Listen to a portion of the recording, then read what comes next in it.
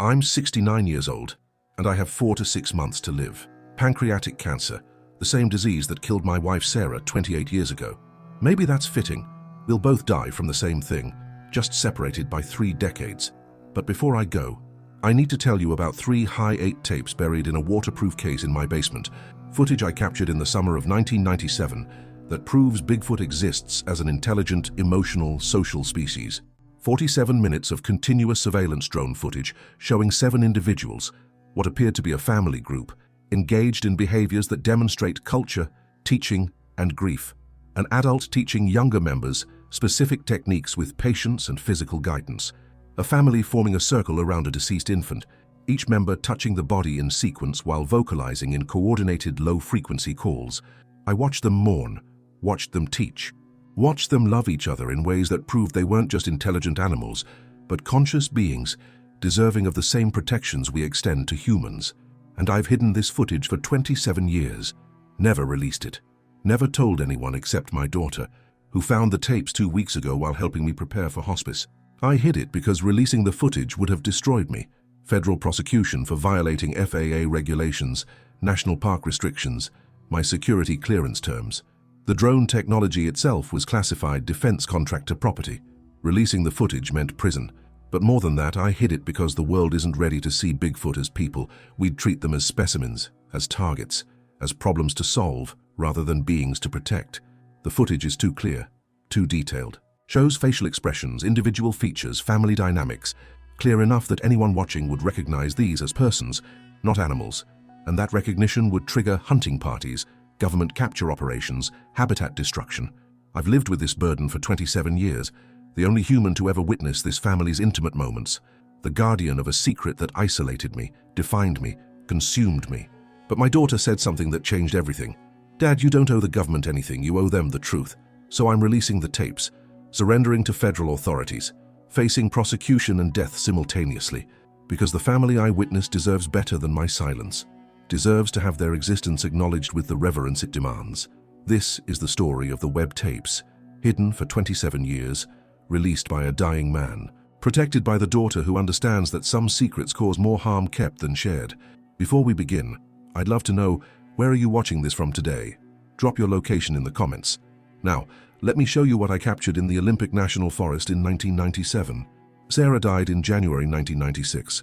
Breast cancer metastasized to her lungs and liver. She was 39 years old. We'd been married for 12 years.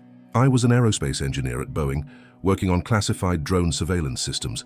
Good job, good salary, good benefits that covered most of Sarah's treatment costs, but couldn't stop the disease from killing her anyway. After she died, I was hollowed out. Went through the motions of working, eating, existing, but there was nothing inside except the constant awareness that she was gone, and I was still here for no reason I could understand. My daughter Emma was 10 years old when Sarah died. She handled the grief better than I did, had her mother's strength, her resilience, moved forward while I stayed stuck. Work became my escape. I'd volunteer for overtime, take on extra projects, anything to avoid going home to the house where Sarah's absence was physical and constant. By summer 1997, I'd become obsessed with 2 things: advanced surveillance drone technology and cryptozoology. Strange combination, but both filled the void Sarah's death had created. The drones gave me technical challenges to solve, problems I could fix through engineering and innovation. Unlike cancer, which I couldn't engineer away no matter how smart I was, the cryptozoology, searching for Bigfoot specifically, gave me reason to spend time in wilderness, away from the house, away from memories, looking for something that probably didn't exist, but provided purpose when I had none. I'd started testing drone prototypes in remote areas. Technically illegal, FAA regulations prohibited civilian drone operation in most airspace, and national parks were absolutely restricted. But I had access to military-grade equipment through Boeing, and I justified the violations by telling myself I was conducting legitimate field tests. Really, I was just desperate for distraction, for anything that made me feel like my expertise mattered, like I was accomplishing something, even if that something was photographing empty forest, looking for creatures that science said were impossible. Emma knew I was struggling, would ask if I was okay, if I needed to talk to someone, if therapy might help. I'm fine, I'd say, just working through things. But I wasn't fine, was barely functional. The house was a mess. I'd lost 20 pounds, hadn't slept properly in over a year, was violating federal regulations regularly, because the technical challenge and the search gave me something to focus on besides the fact that Sarah was gone and nothing I did mattered anymore. Late July 1997, I planned a weekend expedition to the Olympic National Forest. Brought my most advanced drone prototype, thermal imaging, optical zoom, 47-minute battery life, GPS tracking. All of it classified Boeing property. I was absolutely not authorized to test in restricted airspace. But I didn't care. Figured if I got caught, at least I'd have consequences to deal with. Something concrete, better than the formless grief that consumed everything else. I had no idea that weekend would capture something that would define the rest of my life. That would give me burden and purpose in equal measure. That would prove I wasn't crazy for believing something existed beyond what we could explain.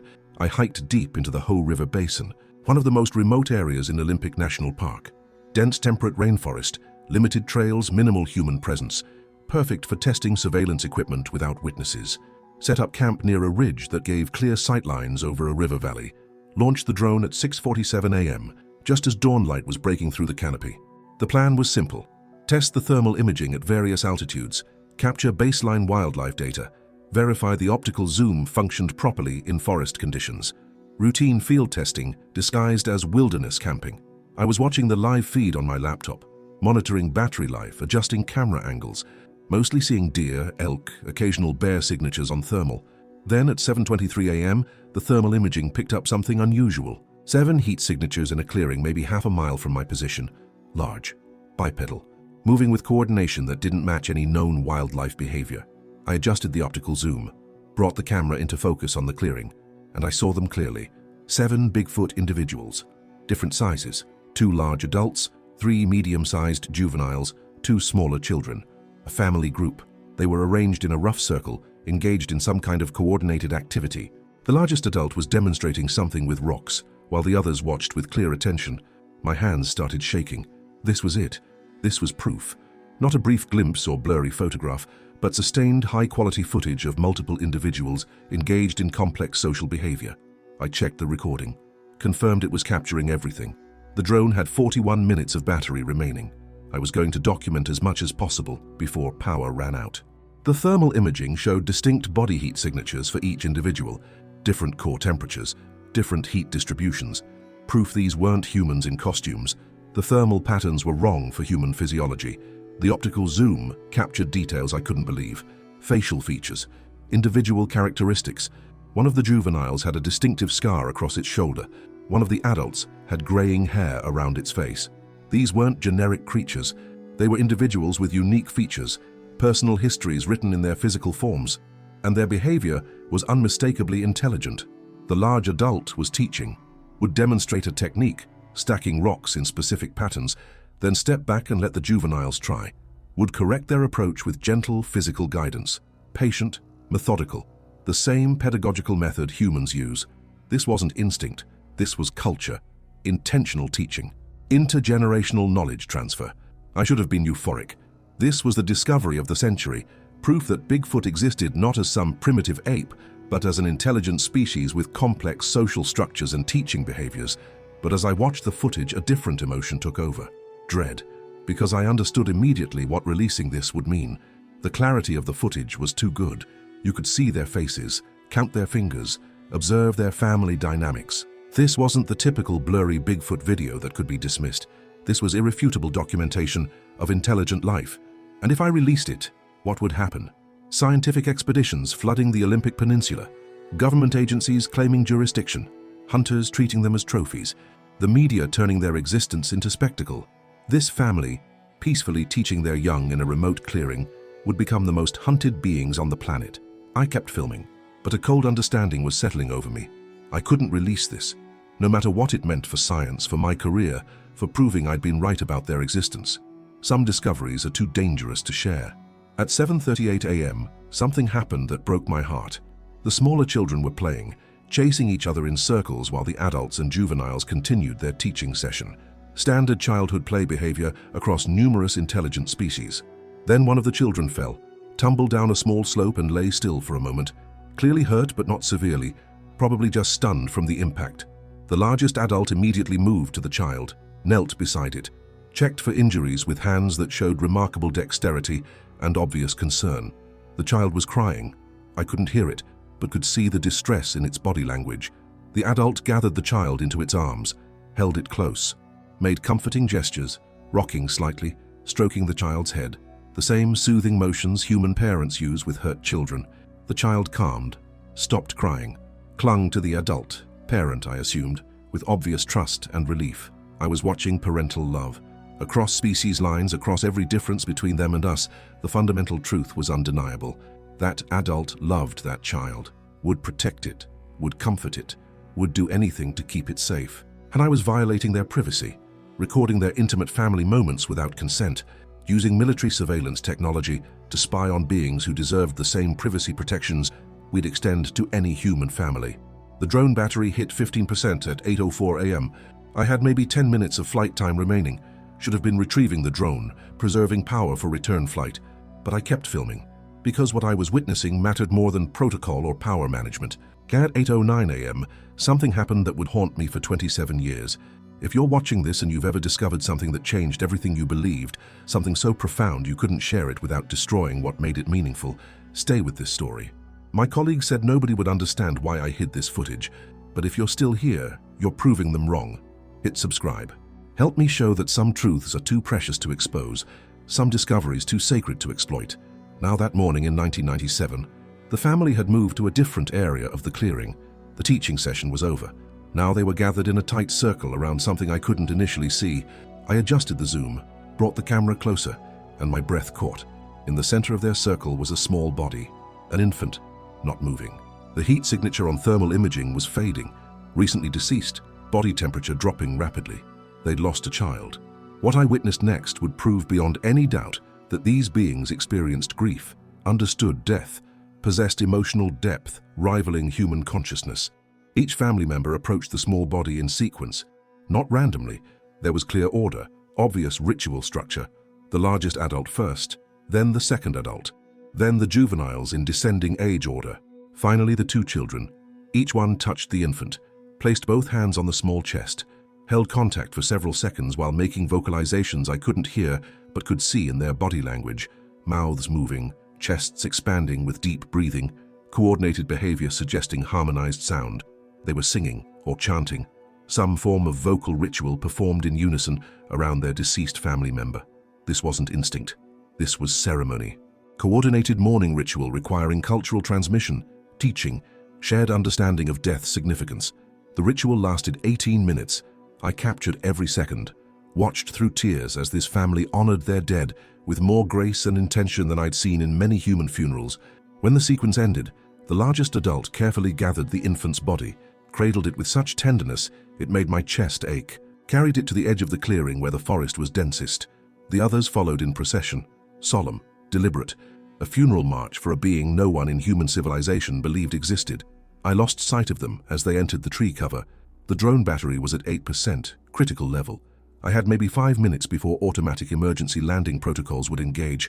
I should have recalled the drone immediately. Should have prioritized the equipment and the footage I'd already captured, but I hovered, waited, watched the tree line where they'd disappeared, hoping to see what happened next, how they would handle burial or disposition of remains, whether their mourning ritual would continue.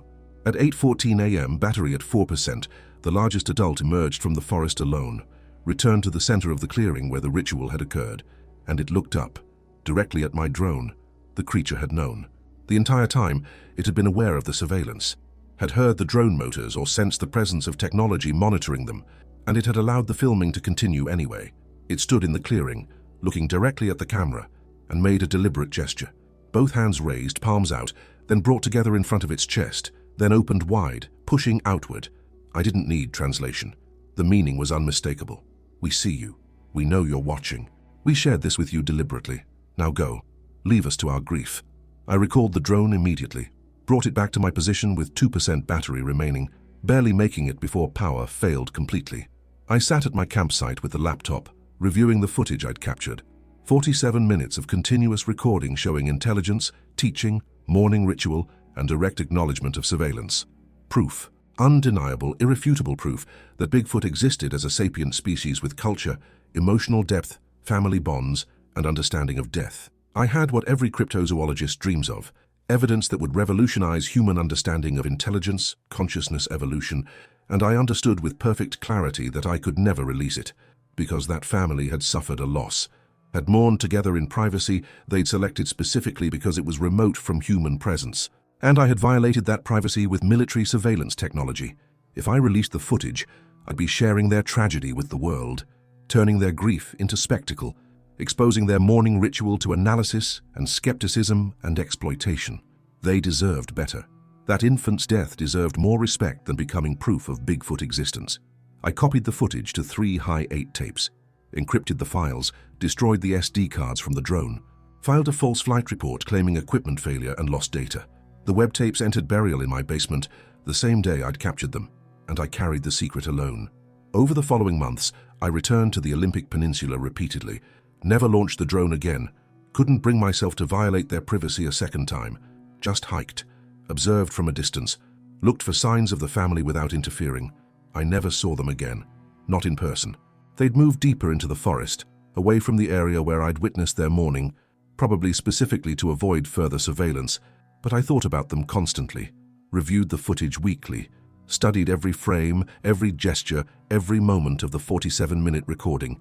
I knew individual features now, could identify each family member. The largest adult I thought of as elder, probably the father or grandfather. The second adult as guardian, possibly mother. The juveniles as teacher, scout, and watcher, based on behaviors I'd observed during the teaching sequence. And the 2 children as joy and light, names that felt appropriate for beings who'd played with such obvious happiness before tragedy struck. They weren't abstractions anymore. They were individuals, a family I'd never met but felt connected to through shared grief. My wife, their infant, both gone, both mourned by those who loved them. A year after the original footage, I made a decision that violated every professional protocol. I went public with my cryptozoology interest, started writing articles for Bigfoot research journals, attending conferences, becoming visible in the community. Not to share the footage, I'd never do that, but to understand what releasing it would actually mean, to see how researchers talked about Bigfoot, what they wanted to prove, what they'd do with definitive evidence. What I found terrified me. The community was split between genuine researchers who'd treat discovery respectfully and fame seekers who'd exploit any evidence for personal gain. But both groups shared one dangerous trait. They all wanted to find Bigfoot, to prove existence, to force acknowledgement from skeptical science. None of them talked about what the creatures themselves might want, whether they preferred anonymity, whether discovery would help or harm them. The community would treat my footage as the holy grail, would demand the location, would organize expeditions, would turn the Olympic Peninsula into a hunting ground for scientists, media, and curiosity seekers. The family I'd witnessed would never know peace again. I started leaving offerings, not for the family, I never saw them again, but in the clearing where I'd filmed them, small tokens placed carefully where they might find them if they ever returned. A hand-carved bird I'd made in my workshop, a waterproof container with medical supplies, bandages, antiseptic, pain medication, a child's toy, a wooden puzzle that required problem-solving to open, testing the intelligence I knew they possessed. I never saw evidence the offerings were discovered, but leaving them felt important, like maintaining connection to beings I'd never see again, but would carry with me permanently. Each offering came with a note. I witnessed your loss. I'm sorry for intruding. You deserved privacy I violated. I'll protect what I saw. You're safe from me. M.W. I don't know if they could read, don't know if they ever found the offerings, but leaving them helped me process the guilt of having captured their most vulnerable moment without permission. In my journals, I started writing to them, one-sided conversations with beings who'd never read my words, but who I needed to address anyway. Elder, I watched you teach the juveniles today. On tape again, I've seen this sequence maybe 200 times now. The patience you showed when Scout couldn't get the rock stacking technique right, the way you physically guided without forcing, that's master-level pedagogy, better than most human teachers I've encountered. Guardian, the way you held the infant during the mourning ritual, I recognize that grief. I've held that same emptiness. Sarah died the year before I filmed you. I know what it looks like when someone cradles a loss they can't comprehend. You're not alone in that pain, even if you never know I witnessed it. Joy and light. You were playing, just being children. I hope you still play. I hope your family recovered enough that childhood can be childhood again, even after losing your sibling. Writing to them became therapy, the only way I could process carrying this secret without anyone to share it with. 3 years after filming them, something happened that clarified everything. Emma was 13, starting to ask harder questions about my cryptozoology obsession. Dad, why do you care so much about Bigfoot? You spend all your free time reading about it, writing about it, going to conferences. Why? Because I believe they exist, I said, and I believe they deserve protection. But why does it matter to you specifically? Like, why is this your thing? I thought about how to answer without revealing the truth.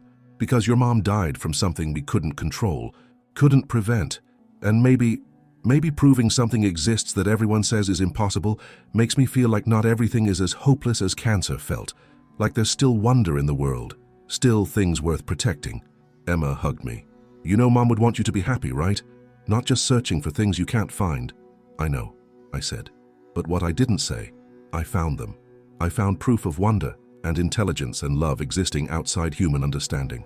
And protecting that discovery, keeping them safe through my silence, that's the most meaningful thing I've done since your mother died. In 2003, 6 years after filming The Family, a documentary crew contacted me. They were producing a special on Bigfoot research, interviewing prominent figures in the community. Dr. Webb, your articles on Bigfoot intelligence and social structure are fascinating. We'd love to interview you about your theories, and we understand you have experience with drone surveillance technology. Have you ever used those skills in your Bigfoot research? My blood went cold. No, I keep my professional work and my hobby separate. That's interesting, because we've heard rumors in the community. People say you might have footage that you're hiding something significant. Any truth to that? None. Those are just rumors people invent when they want to believe someone has proof. The producer was persistent. We'd still love to interview you. Even without footage, your perspective on Bigfoot intelligence would be valuable for the documentary. I declined, but the damage was done. Someone in the community suspected I had evidence. Word was spreading. Over the following months, my house was broken into twice. Both times, nothing valuable was stolen. Just my office ransacked, my computer accessed, my files searched. Someone was looking for the tapes. Someone in the Bigfoot research community who believed I had proof and was determined to find it. I moved the tapes from my basement to a safety deposit box, created decoy files on my computer showing failed drone tests with no significant findings, stopped writing publicly about Bigfoot intelligence, but the pressure intensified.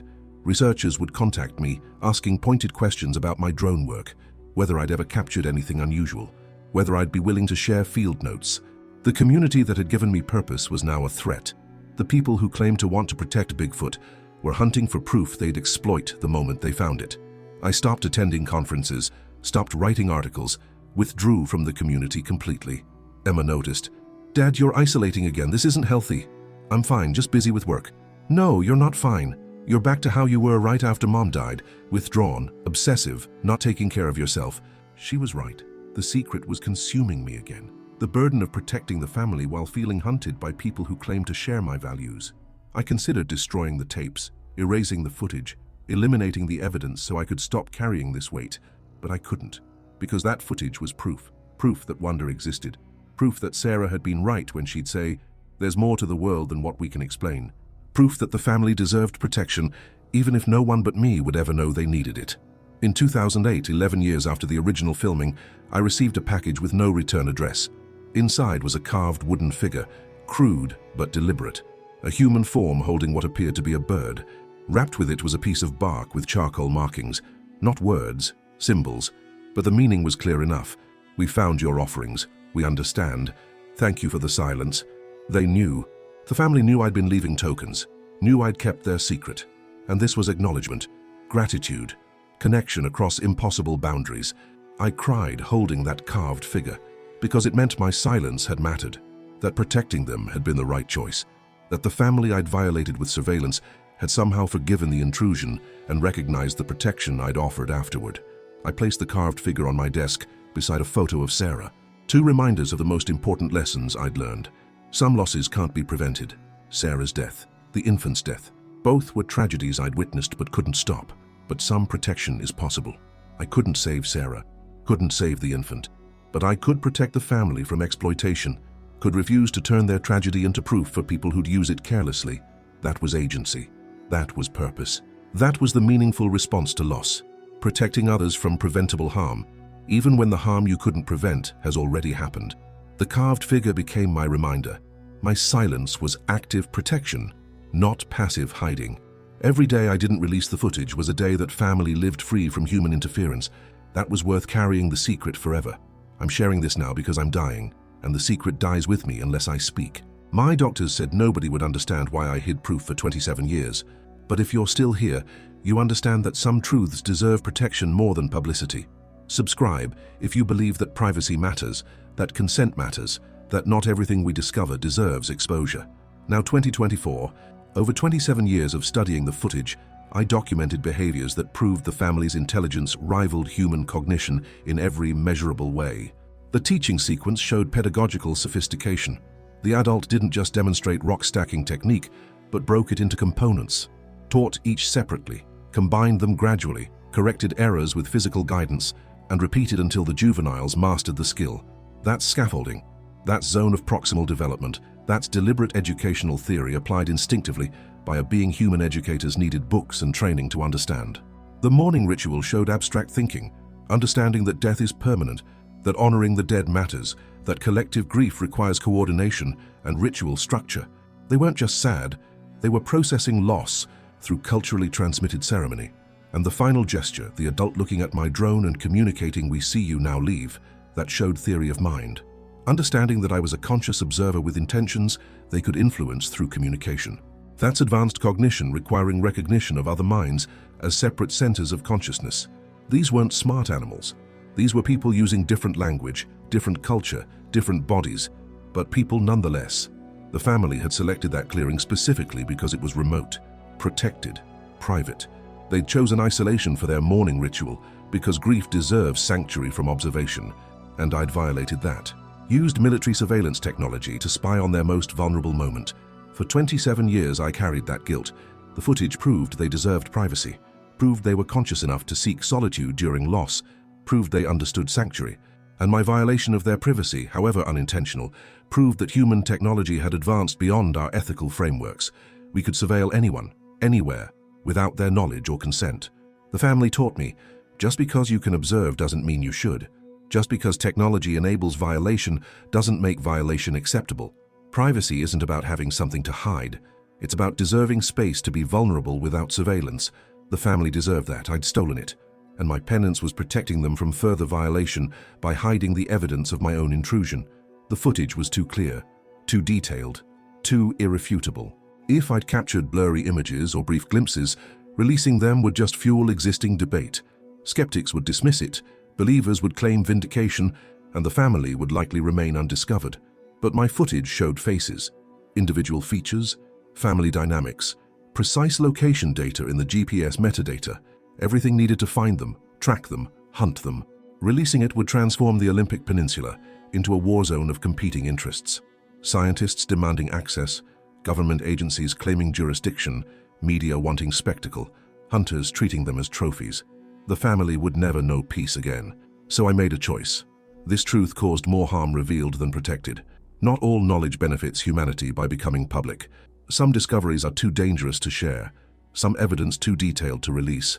That's not anti-science, that's ethical science, recognizing that pursuit of knowledge has limits when that pursuit endangers subjects who can't consent to exposure. For 27 years, I was the only human who knew this family existed, the only witness to their intelligence, their grief, their love. That made me responsible, not just for the footage, but for them. Their safety depended on my silence. Their freedom depended on my discretion. That burden isolated me, made me paranoid, made trusting anyone impossible because revealing the secret to even one person risked cascade effects I couldn't control. But the burden also gave me purpose. Every day I protected them was a day they lived free. Every interview I declined was protection. Every time someone pressured me for evidence and I refused, that was me standing between them and exposure. The burden of proof is often framed as burden to convince skeptics. But for me, it was burden to protect subjects from consequences of proof. That's heavier. That's lonelier. That's what kept me silent when every instinct said, share this wonder with the world. Sarah used to say, the most meaningful experiences are the ones you can't photograph, the ones you just have to be present for. She was right.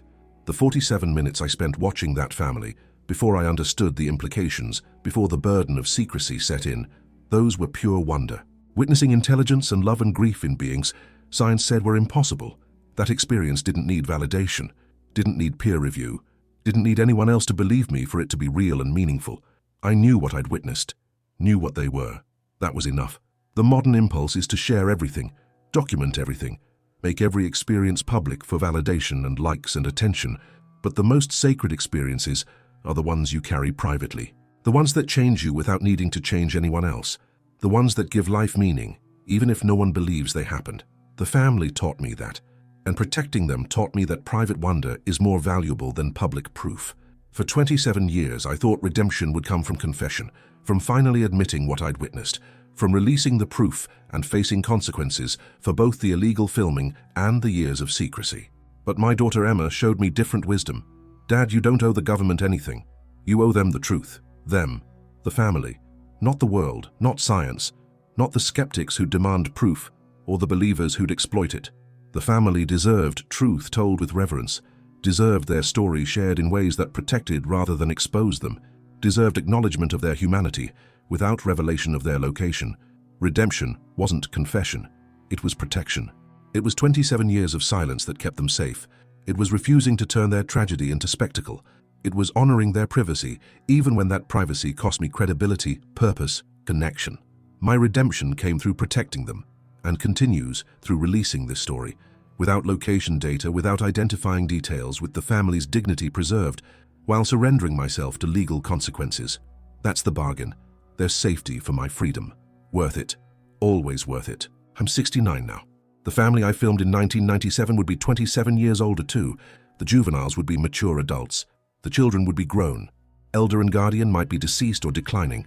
I've thought about them constantly across those 27 years. Wondered if they're still in the Olympic Peninsula or if they migrated, whether they remember the day a drone captured their mourning, whether they still think about the infant they lost. Wondered if my silence protected them or if they were discovered anyway through other means, whether my sacrifice of truth meant anything if other humans found them despite my efforts. The pancreatic cancer diagnosis came in September 2024. 4 to 6 months, the doctors said.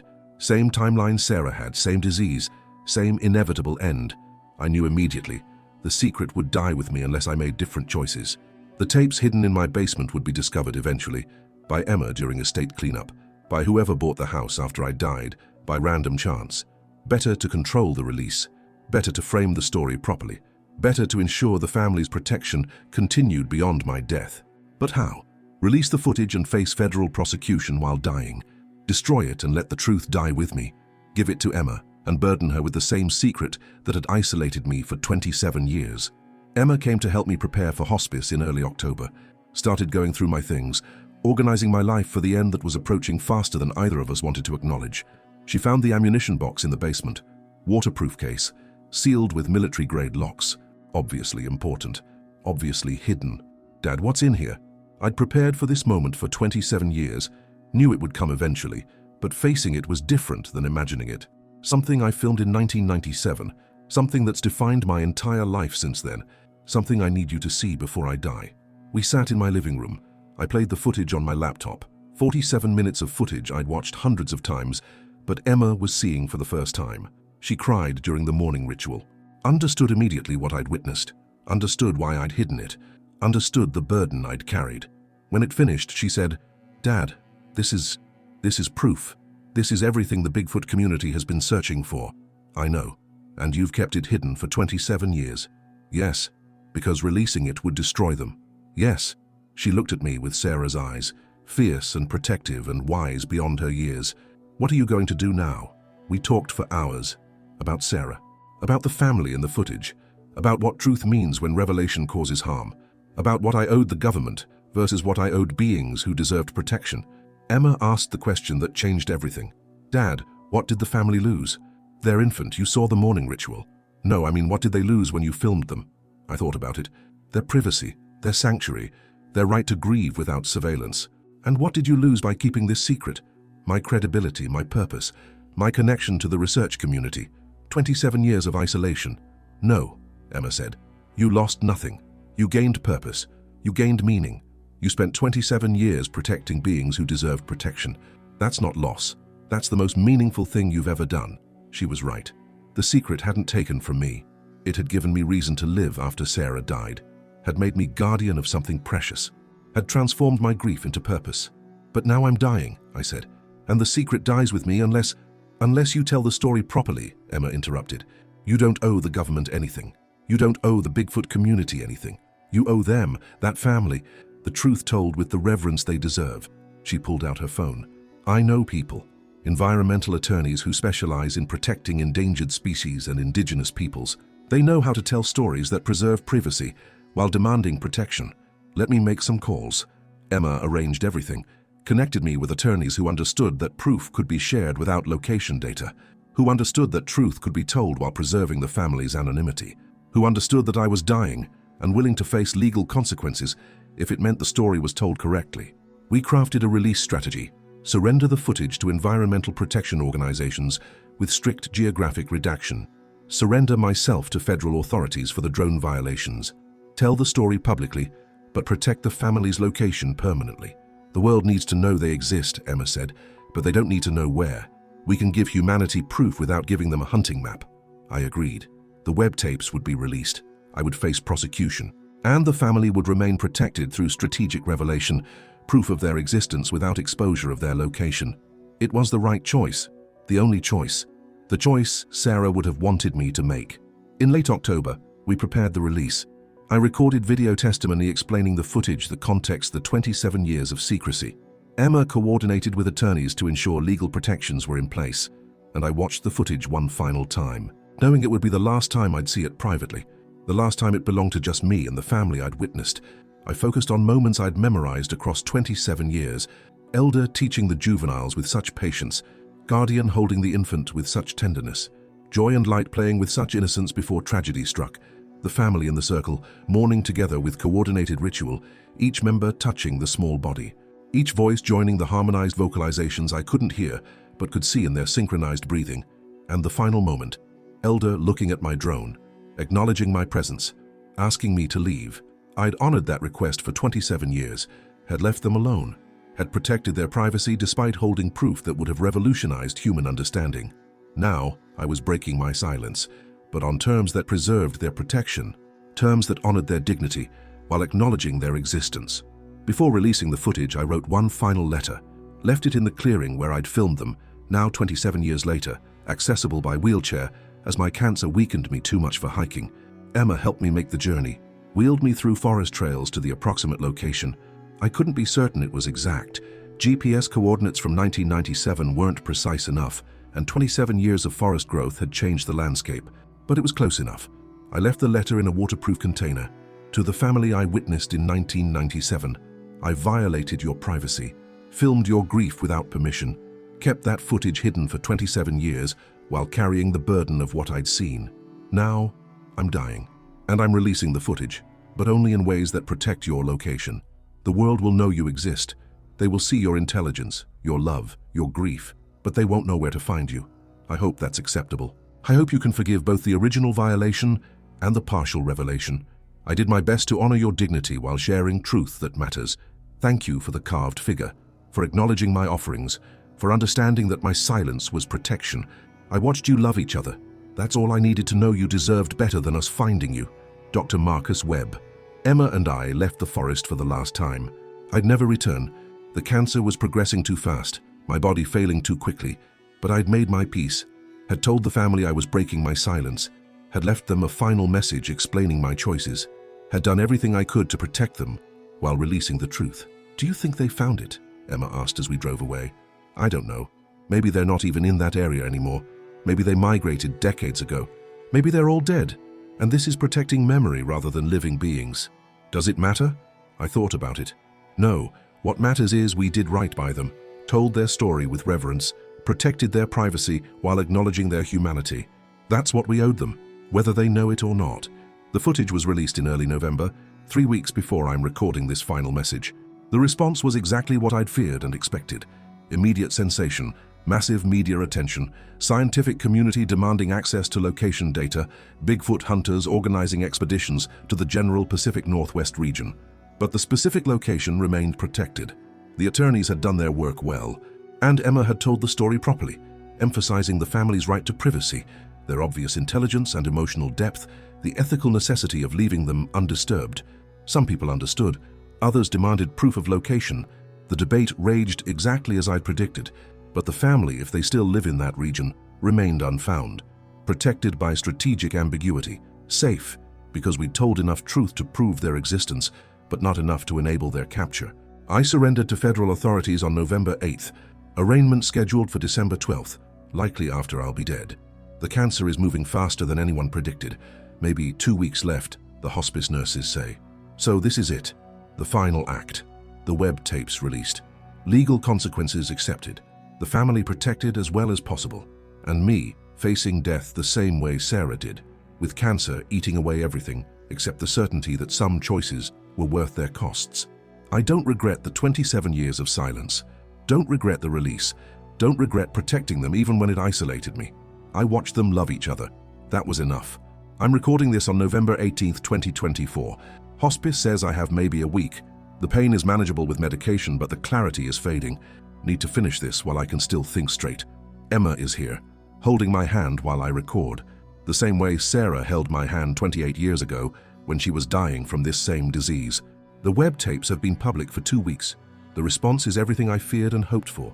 Proof acknowledged but location protected. Family existence confirmed but privacy preserved. Not perfect, but as good as possible given the constraints. Here's what the family taught me across 27 years of carrying their secret. Intelligence exists in forms we don't recognize. We're so convinced human cognition is the only valid model that we miss obvious intelligence in other species. The family demonstrated teaching, mourning, communication, abstract thinking. Everything we claim makes humans special. We just didn't look for it in the right places. Privacy is a right, not a privilege. The family chose isolation for their mourning because grief deserves sanctuary. I violated that with surveillance technology. That violation was wrong regardless of scientific value. Some spaces must remain private. Some moments must stay unwatched. Some truths cause more harm revealed than hidden. Not all knowledge benefits humanity by becoming public. The family's location data in my original footage would have enabled hunting, capture, exploitation. Hiding that truth for 27 years prevented harm. That was the right choice, even though it meant sacrificing proof. The burden of proof is also burden of protection. Knowing they existed made me responsible for their safety. That burden isolated me, but also gave me purpose. Sometimes guardian work means silence. Sometimes protection requires secrecy. Wonder doesn't require public validation. The 47 minutes I witnessed were meaningful, whether anyone believed me or not. Private knowledge can be more valuable than public proof. Sacred experiences don't need documentation to matter. And finally, redemption comes through protection, not confession. I redeemed my violation of their privacy by protecting them for 27 years, by refusing to exploit their tragedy for scientific fame, by honoring their dignity until I could release truth in ways that preserved their safety. The family wasn't cryptozoological curiosity, wasn't missing link or evolutionary anomaly. They were people. Different biology, different culture, different language, but people with consciousness, emotion, love. They mourned their dead, taught their children, protected their privacy, communicated across species boundaries, understood loss and grief and family bonds. They deserved everything we extend to human persons: dignity, privacy, protection from exploitation, right to live undisturbed. My footage proved that. 47 minutes of undeniable evidence that Bigfoot aren't animals we need to study, but people we need to leave alone. Emma will inherit the original equipment I used to film them. The drone is obsolete now. Technology has advanced far beyond 1997 capabilities, but she wants to keep it as a reminder of what I chose to do and not do with that technology. She'll also inherit the carved figure they left me, the wooden human holding a bird, symbol of our exchange across impossible boundaries. That sits on my desk now. Will sit on hers after I'm gone, and she has the burden of continuing protection, of monitoring media coverage, of working with environmental attorneys to ensure location data stays hidden, of being guardian after I'm no longer able. I'll protect them, she promised. The way you protected them, the way Mom would have wanted you to protect them. That's the gift. Not the footage, or the proof, or the scientific validation. The gift is knowing protection continues, that the family remains safe even after I'm dead, that my 27 years of silence succeeded in creating lasting sanctuary. If you take anything from this story, take this. Not everything needs to be shared. Not every discovery needs publication. Not every truth benefits from exposure. Some beings deserve privacy. Some families deserve sanctuary. Some grief deserves to remain unwatched. I violated that. Filmed them without consent. Captured their most vulnerable moment. That was wrong. But protecting them afterward, keeping them safe through 27 years of silence, that was right. Here's what you need to do. First, if you discover something extraordinary, ask yourself who benefits from revelation and who's harmed by it. If subjects can't consent to exposure, default to protection. Some knowledge should stay private. Second, recognize intelligence in forms that don't mirror human cognition. The family demonstrated teaching, mourning, love, everything that proves personhood, but we almost missed it because we were looking for human-style intelligence. Expand your definitions. Expect consciousness in unexpected places. Third, understand that burden of proof is also burden of protection. If you have evidence that others seek, you become responsible for how it's used. That responsibility might mean hiding truth, might mean sacrificing credibility, might mean carrying secrets alone. That's the price of ethical knowledge. Fourth, value private wonder over public validation. The 47 minutes I witnessed were meaningful whether I shared them or not. Your most sacred experiences don't need documentation, don't need anyone else's belief, can remain private and still change you completely. The family exists. The footage proves it, but proof isn't the point. The point is they deserve to exist undisturbed, deserve privacy we'd extend to any human family, deserve protection from people who treat their existence as problem to solve rather than mystery to respect. I carried that secret for 27 years, not because I feared prosecution, though that was real. I carried it because the family's safety mattered more than my credibility. Their privacy mattered more than scientific advancement. Their dignity mattered more than public knowledge. That's the deeper meaning.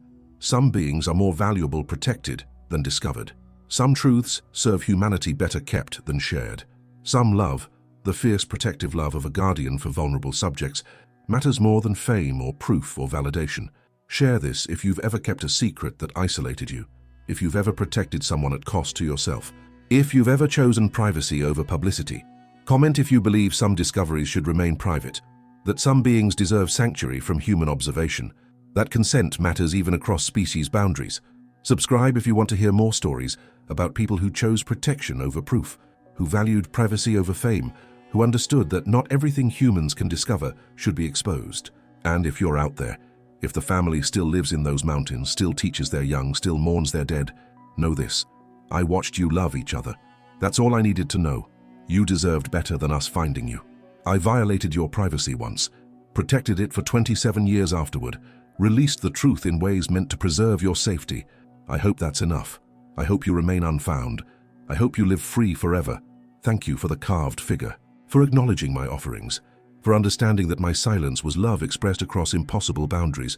You taught me that wonder exists, that intelligence transcends species, that love looks the same, whether expressed by humans or beings we don't yet have language to properly honor. I'm dying now, the same disease that took Sarah, but I'm dying with purpose, with meaning, with the certainty that protecting you mattered more than proving you existed. Stay hidden, stay safe, stay together, and know that one human spent 27 years of his life ensuring you could.